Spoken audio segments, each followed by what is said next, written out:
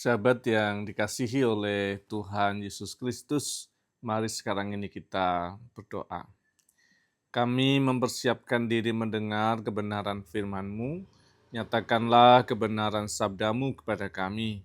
Kami mohon dalam nama Bapa, Putra, dan Roh Kudus. Amin. Sabda Tuhan terambil dari kitab Roma 9 ayat yang keempat. Sebab mereka adalah orang Israel. Mereka telah diangkat menjadi anak dan mereka telah menerima kemuliaan, perjanjian-perjanjian, hukum Taurat, ibadah, dan janji-janji. Sahabat yang dikasihi oleh Tuhan Yesus Kristus, bacaan kita menceritakan bagaimana Paulus sebenarnya sangat prihatin dengan bangsa Israel. Kenapa? Karena bahkan dalam teks kita disebutkan sampai dia menangis gitu ya. Karena Israel sebagai bangsa disebut sebagai bangsa pilihan. Tetapi mereka tidak mau menerima Yesus sebagai Tuhan dan Juru Selamat. Bahkan menolaknya. Menolak Yesus sebagai Tuhan dan Juru Selamat. Menolak Yesus sebagai Mesias dalam kehidupan mereka. Israel gagal memahami Yesus. Gagal memahami dirinya sendiri. Alasannya apa? Alasannya adalah karena Israel merasa sebagai umat pilihan. Dia superior dari yang lain dan bahkan menganggap dirinya sebagai anak Allah. Dan kegagalan mengerti diri sendiri itu dan itu menjadi keprihatinan tersendiri dari Rasul Paulus.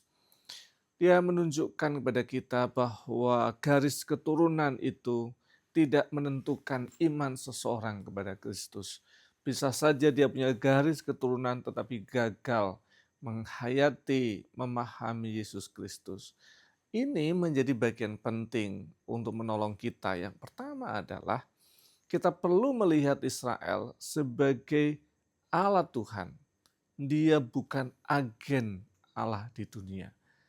Dia itu adalah bangsa yang dipilih sebagai tanda Allah yang menjadi Allah bagi semua bangsa. Maka perlu kita tempatkan dengan benar. Sehingga sikap kita proporsional terhadap bangsa Israel sekarang juga dalam kehidupan sekarang ini. Dalam perjalanan di Alkitab disebutkan, ketika Israel itu salah, Tuhan akan hukum. Ketika Israel benar, Tuhan akan bela. Dan bahkan dikatakan ketika Israel salah, Tuhan pakai bangsa lain untuk menghukum Israel. Jadi sebenarnya Tuhan mengatakan bahwa aku adalah Tuhan dari semua bangsa. Maka teladan Israel menunjukkan kalau kamu bangsa yang benar, hidupmu benar, Tuhan akan berkati. Kalau hidupmu nggak benar, Tuhan akan didik kamu dengan cara Tuhan. Maka kita perlu melihatnya dengan cara proporsional. Sehingga tidak kemudian pokoknya ini umat Allah, pilihan Tuhan apapun semua dikerjakan itu selalu baik, benar, dan bahkan bernilai kudus. Enggak, tidak sama sekali. Proporsional. Israel sebagai penanda tentang Allah terhadap bangsa-bangsa. Yang kedua, kita belajar apa dalam kehidupan kita? Keturunan, ada orang keturunannya dari simbahnya dan seterusnya. Orang saleh hidup benar dan kemudian anak-anak Tuhan. Ada juga yang kemudian gagal dalam perjalanannya. Kenapa? Karena iman tidak ditentukan dari garis itu. Garis itu akan memberikan contoh, teladan, macam-macam yang mempengaruhi. Tetapi pengenalan kepada Kristus itu punya nilai sendiri. Tidak boleh mengandalkan keselamatan karena garis keturunan. Tetapi karena secara personal terima Yesus dalam hidup. Maka itu yang perlu kita lakukan. Dan itu yang perlu kita jaga dalam hidup kita. Relasi kita dengan Tuhan secara pribadi. Tuhan berkati. Amin.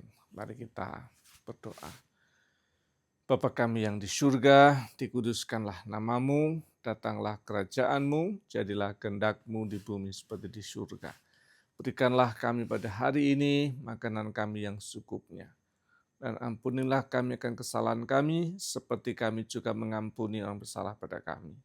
Dan janganlah membawa kami dalam pencobaan, tapi lepaskanlah kami daripada yang jahat. Karena Engkaulah yang punya kerajaan dan kuasa dan kemuliaan sampai selama-lamanya. Amin. Tuhan senantiasa menolong, mengasihi, menopang, dan memberkati setiap sahabat.